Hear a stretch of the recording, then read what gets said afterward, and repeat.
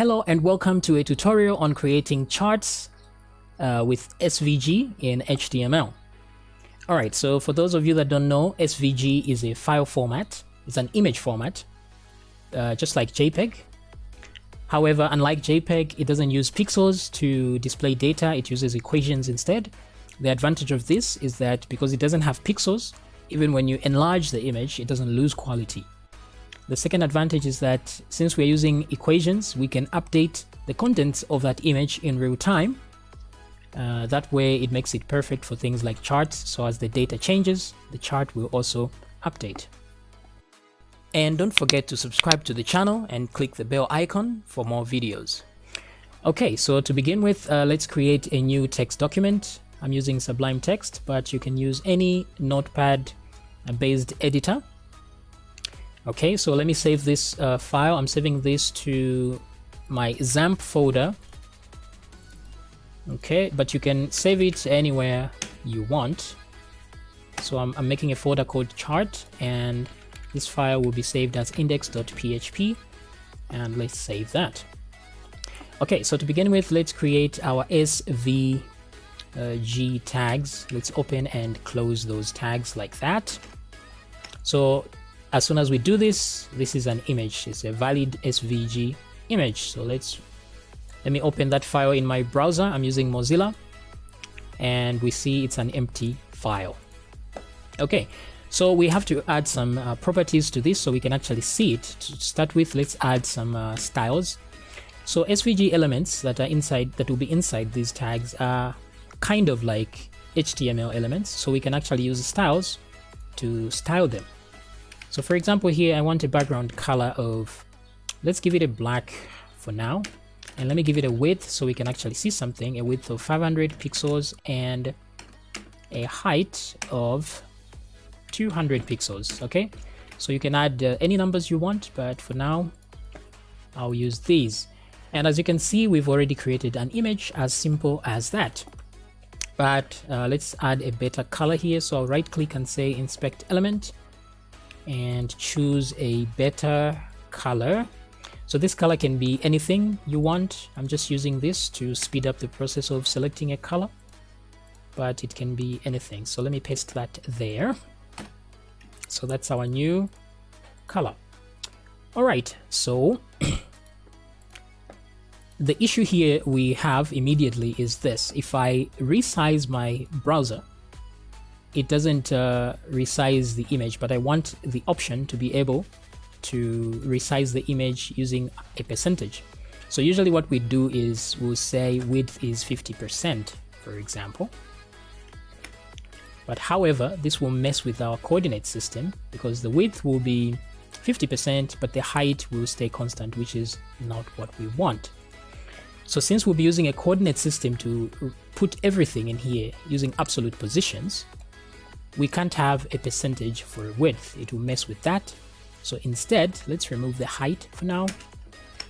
Let's use something called a Viewbox here. So this Viewbox is going to be the absolute resolution of the image, while the width here is going to represent the display width of the image. So here, to define the absolute width and height of the image, we say 0 space 0, and let me say 500 space 200. So if this is confusing, that's fine. It confuses me too.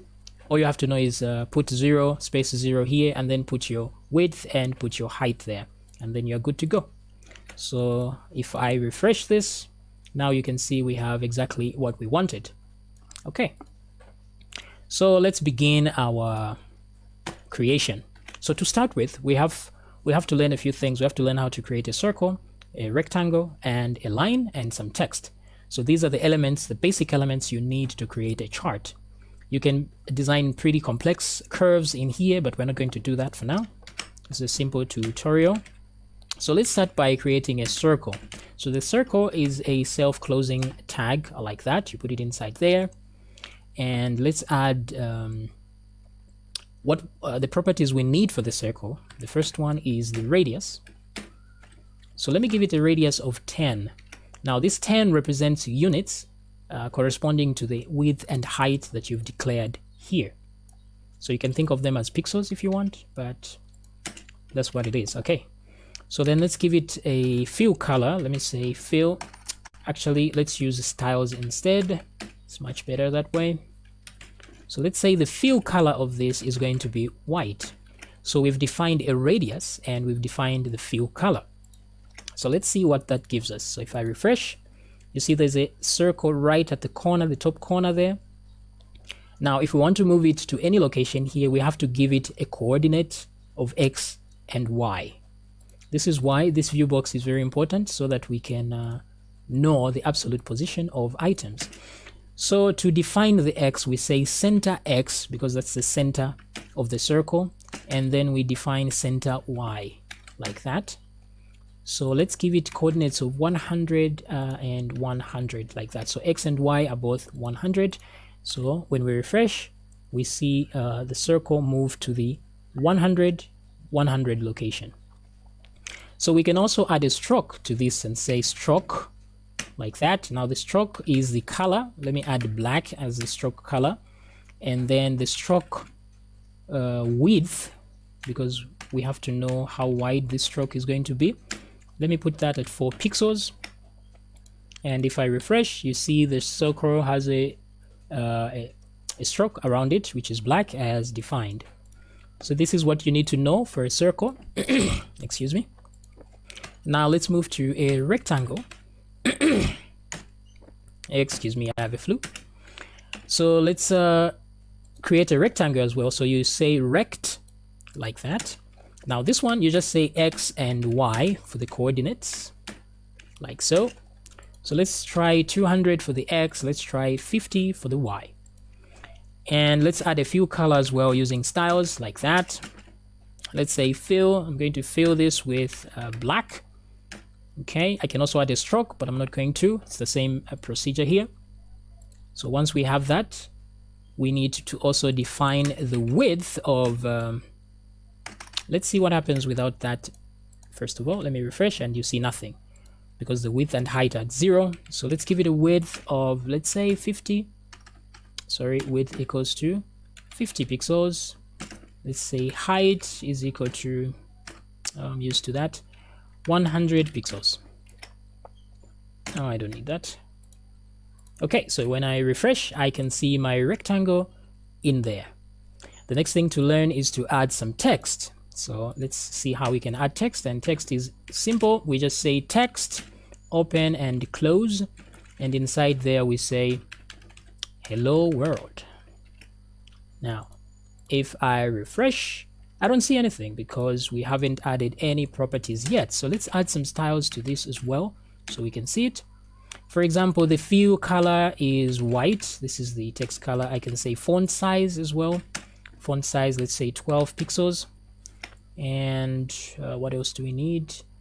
We may need the X and Y coordinates as well. So let's try X and Y like that.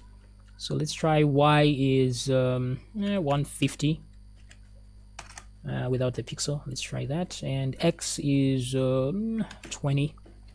Let's see what we get from that, and refresh, and we have our text right there.